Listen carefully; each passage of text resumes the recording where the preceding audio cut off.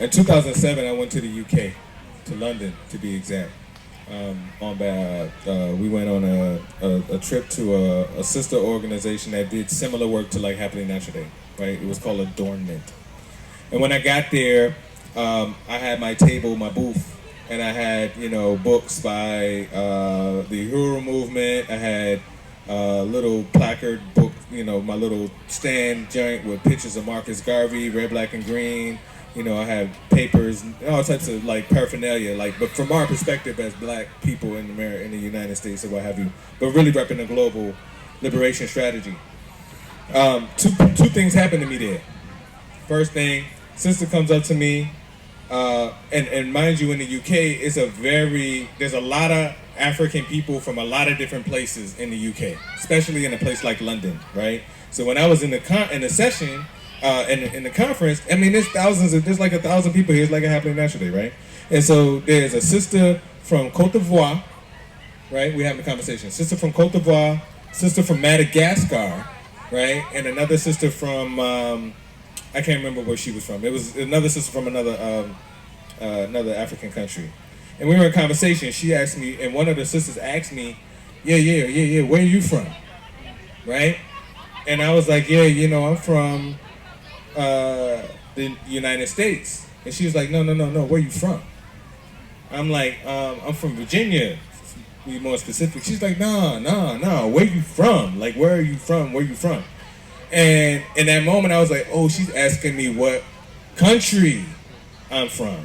And I'm like, man, I'm from America due to slavery. They erased our history, so I don't know. You can get the genealogical test, and it might tell you something, but I don't know if that's too exact. And right. So anyway, she was like, you should get the test.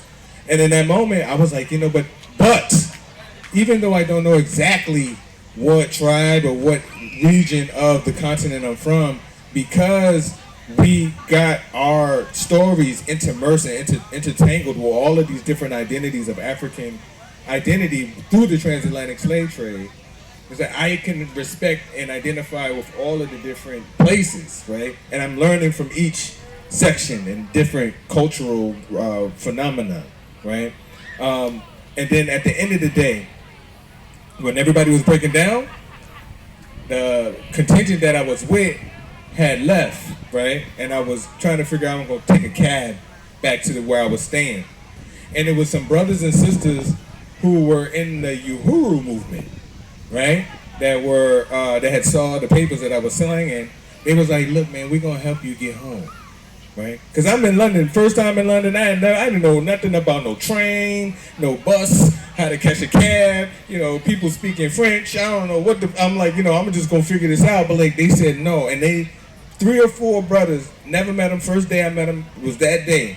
3 or 4 African brothers and sisters literally helped me get on the public transit to get back to the place that I was staying. You know what I'm saying? And so in that moment, like, this is me at 27, right? In London, and recognizing our African unity and seeing it exemplified, by the people that I met that understood our united struggle, right? And just a simple gesture of like, yes, brother, you're not from here. We'll help you get to where you need to go.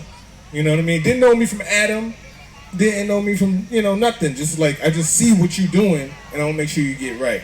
So, in y'all experiences, as activists, as researchers, as community advocates, just people that are doing the works that bring us together, what are some experiences and things that you've gone through that helped you like understand that yes, we are greater together, and that the bridges that we build are stronger and more important than any wall that we might be putting up in between each other?